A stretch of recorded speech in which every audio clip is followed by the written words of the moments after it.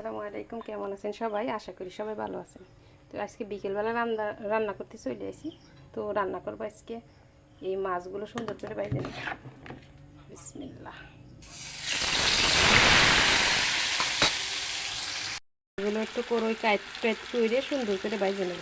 এই মাছগুলো কিন্তু আসলে সহজে বেশি একটা মজা লাগে না, প্রায় মানুষই খায় না, কিন্তু এইভাবে রান্না করলে কিন্তু মাশাআল্লাহ অনেক সুন্দর হয়। আপনারা যদি কেউ এই মাছ যদি আনেন কোনো দিন, তা এইভাবে রান্না করে খাই দেখতে পারেন, ইনশাআল্লাহ ভালো লাগবে। লাল লাল করে সুন্দর করে মাছ ভাজি নিয়েছি। তো এমনি মশলাগুলো কষাই নেব। রাঁধতে গেলে আশেপাশে পানি ভরে বোঝা হয়ে যায়, তো আমি রাঁধি আর এই যে এইভাবে মোছামুছি করার তালিয়ে থাই। এমনি কুড়ুইতে দিয়ে দিব তেল।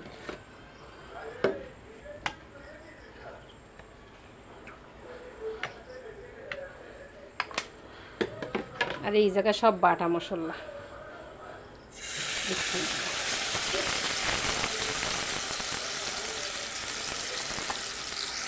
এই জায়গায় পেঁয়াজ আর রসুন সুন্দর করে বাইটে নিচ্ছি, সাথে গুঁড়ো মশলাগুলো একসাথে মাহাই ছিলাম।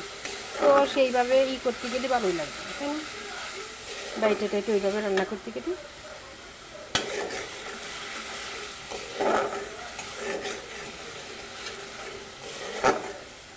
এইভাবে রান্না করতে গেলে কষানি মশলাটা খুব সুন্দর করে কষা নিতে হবে। মশলাটা যেহেতু মাছ ভাজে নিছি, এই জন্য তার মাছ কষানো লাগবে না, এই জন্য মশলাটা খুব ফাইন করে কষাই নেব। ঠিক আছে, মশলা খুব সুন্দর করে কষানো হয়ে গেছে, আর আলুগুলো দিয়ে দিই।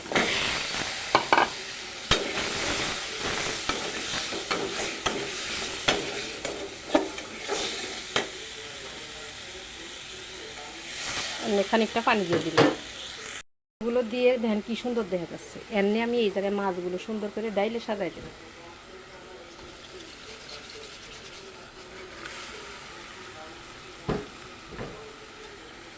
ভিডিওটা দেখে কিন্তু অবশ্যই একটা লাইক দিতে বলবেন না।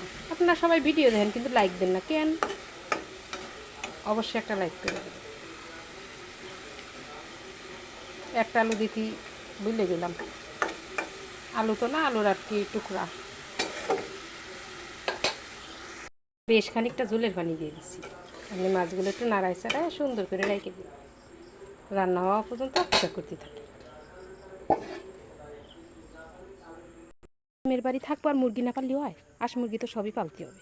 আজকে এই 2টা মুরগি কিনে নিয়ে আসছি, আমার খালা শাশুড়ি কিনে পাঠিয়ে দিচ্ছে। তো মুরগিগুলো কেমন হয়েছে, আস্তে আস্তে পালা শুরু করে দিই। এমন একটা মোরগও কিনতে হবে।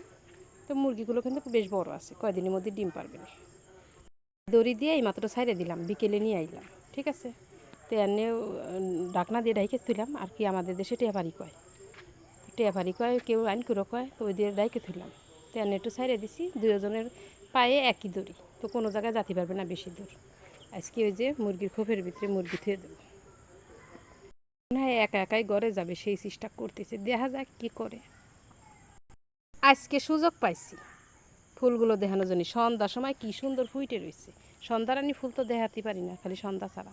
তো আজকে তো সন্ধ্যার সময় ভিডিও করতেছি। তো দেখেন কি সুন্দর ফুইটে রয়েছে, মাশাআল্লাহ।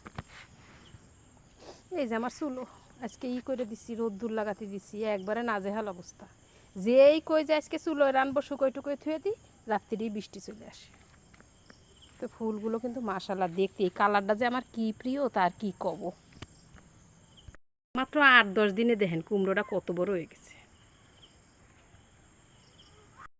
তো লাল লাল মাছের জাল রেডি। তো এনে এই মুহূর্তে দিয়ে দেবো একটু শুকনো ভাজা জিরের গুঁড়ো। ঠিক আছে,